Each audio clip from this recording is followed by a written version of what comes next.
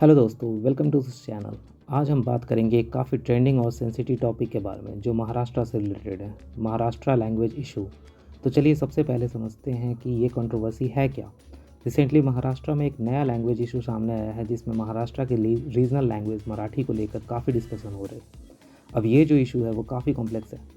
पिछले कुछ महीनों में पॉलिटिकल लीडर्स और सिटीजन्स के बीच मराठी लैंग्वेज को लेकर एक डिबेट चल रही है। कुछ लोगों का कहना है कि महाराष्ट्र में मराठी को थोड़ा ज़्यादा इंपॉर्टेंस मिलना चाहिए, specially in official communication and in government jobs. एक साइड से कुछ लोग ये कह रहे हैं कि मराठी को प्रिजर्व करना ज़रूरी है बिकॉज ये हमारी आइडेंटिटी और कल्चर का हिस्सा है।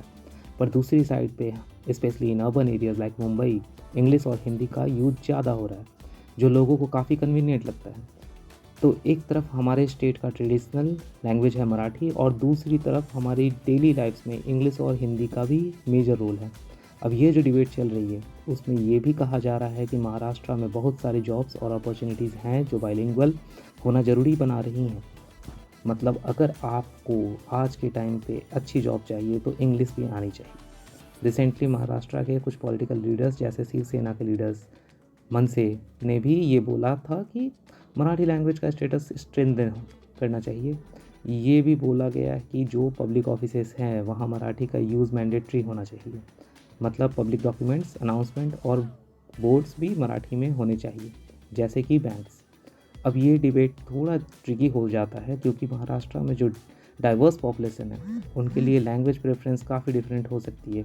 कोई लोग मराठी को अपनी पहचान समझते हैं तो दूसरे लोग इंग्लिश और हिंदी को ज़्यादा कंफर्टेबल पाते हैं। स्पेशली मुंबई में जो एक ग्लोबल सिटी बन गई है, यहाँ इंग्लिश का इंपॉर्टेंस काफ़ी बढ़ गया है।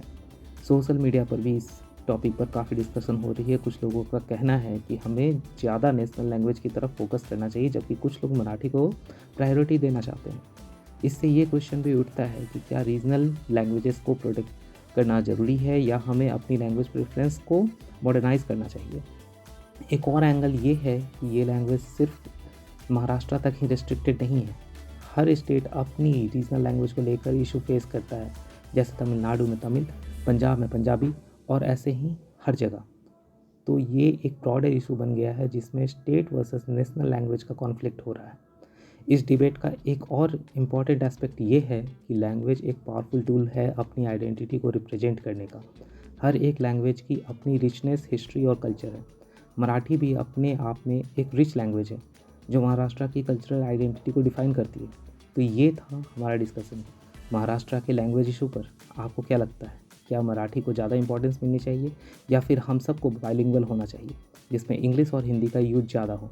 कमेंट में अपना थॉट ज़रूर शेयर करें। मैं आपके कमेंट्स का इंतज़ार करूँगा। अगर आपको ये वीडियो अच्छा लगा हो तो लाइक और सब्सक्राइब करना ना भूलें। और हाँ, बेल आइकन को प्रेस करना मत भूलना ताकि आपको हमारे लेटेस्ट अपडेट्स मिलते रहें। मिलते हैं अगले वीडियो में। Peace out.